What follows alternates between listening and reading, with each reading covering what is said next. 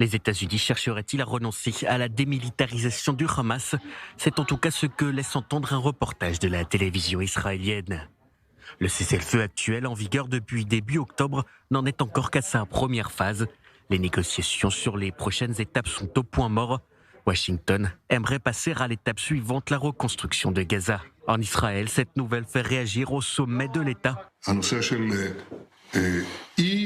Il n'y aura pas de prétendue non-démilitarisation de la partie de Gaza contrôlée par le Hamas. Que ce soit dans le cadre du plan en 20 points ou de tout autre document, cette zone sera démilitarisée et le Hamas désarmera. Cela se fera soit par la voie facile, soit par la force. C'est ce que j'ai dit et c'est aussi ce qu'a dit le président Trump. Autre sujet de discorde entre Jérusalem et Washington, la résolution américaine présentée demain à l'ONU.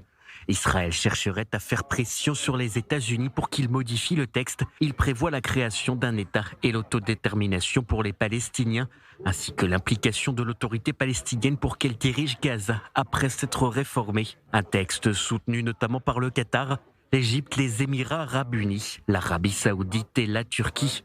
Le vote sera soumis ce lundi au Conseil de sécurité. La résolution reprend l'intégralité du plan en 20 points du président américain Donald Trump, que le Premier ministre israélien a approuvé lors d'une conférence de presse conjointe avec le président en septembre. Ce matin, Benjamin Netanyahou semble revenir sur ses propos.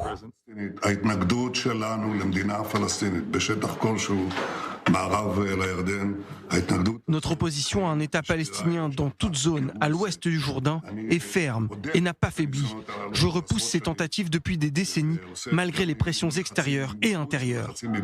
C'est dans ce contexte que Benjamin Netanyahou s'est entretenu hier soir avec Vladimir Poutine, la Russie ayant un droit de veto au Conseil de sécurité des Nations Unies.